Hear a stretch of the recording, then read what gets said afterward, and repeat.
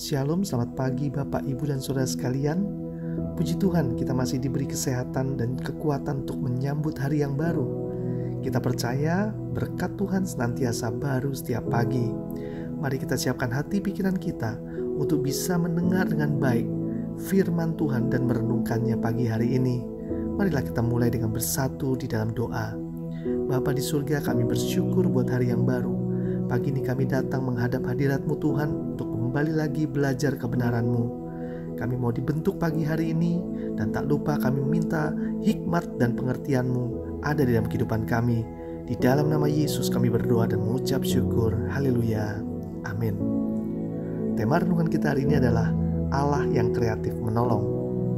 Diambil dari 1 Raja-Raja 17 ayat 1-6. Beginilah firman Tuhan. Lalu berkatalah Elia orang Tisbe dari Tisbe Gilead kepada Ahab, "Demi Tuhan yang hidup, Allah Israel yang kulayani, sesungguhnya tidak akan ada embun atau hujan pada tahun-tahun ini kecuali kalau kukatakan." Kemudian datanglah firman Tuhan kepadanya, "Pergilah dari sini, berjalanlah ke timur, dan bersembunyilah di tepi sungai Kerit di sebelah timur sungai Yordan. Engkau dapat minum dari sungai itu, dan burung-burung gagak telah kuperintahkan untuk memberi makan engkau di sana." Lalu ia pergi dan ia melakukan seperti firman Tuhan. Ia pergi dan diam di tepi sungai Kerit di sebelah timur sungai Yordan. Pada waktu pagi dan petang, burung-burung gagak membawa roti dan daging kepadanya, dan ia minum dari sungai itu. Saudara yang dikasihi Tuhan, Tuhan kita adalah Allah yang senang sekali menolong anak-anaknya. Ia Allah yang peduli akan kebutuhan kita. Tuhan selalu punya hal-hal kreatif atau di luar pikiran kita untuk menolong kita. Kadang hal-hal tersebut dilakukan di luar nalar kita. Sepertinya hal tersebut mustahil untuk dilakukan siapapun. Seperti halnya yang terjadi pada diri saya. 4 bulan yang lalu saya mulai mencari peluang bisnis baru di saat pandemi. Saya tidak sengaja melihat di YouTube bisnis lobster air tawar yang cukup menjanjikan. Saya tertarik tapi bingung dengan siapa saya harus mengerjakannya, karena saya belum pernah memulai bisnis ini.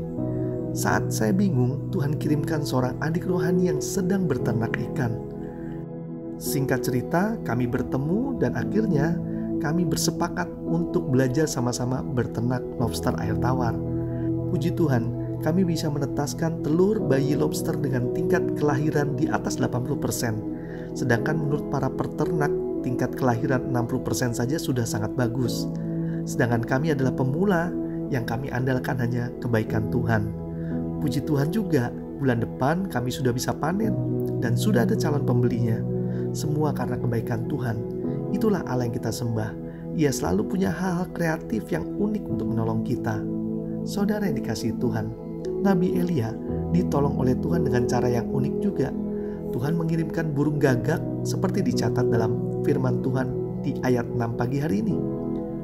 Pada waktu pagi dan petang, burung-burung gagak membawa roti dan daging kepadanya, dan ia minum dari sungai itu. Tuhan mengirimkan burung gagak. Yang saya tahu, burung gagak suka dengan daging. Saya pikir malah burung gagak tidak jadi mengirim daging karena dagingnya habis dimakan di perjalanannya.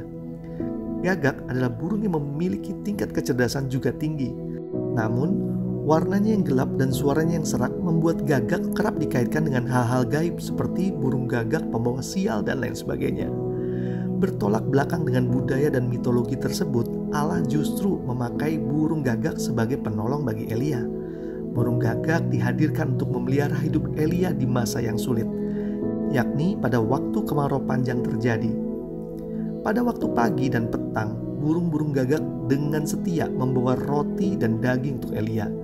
Binatang yang dikenal sebagai pembawa sial itu berubah menjadi pembawa berkat. Hal ini terjadi karena kuasa Tuhan. Itulah Allah yang kita sembah. Ia selalu punya hal-hal kreatif unik untuk menolong kita, umat kesayangannya. Jadi, jangan takut mengikuti kehendak Tuhan.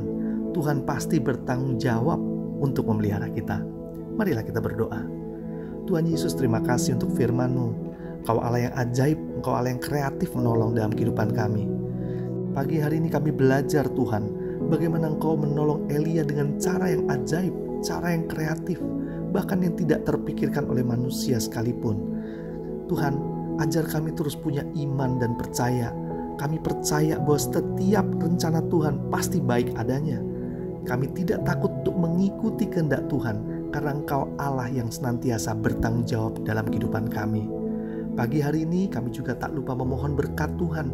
Kiranya berkat Tuhan turun, berkat secara jasmani, berkat secara rohani, kami terima sepenuhnya hanya di dalam nama Yesus. Haleluya.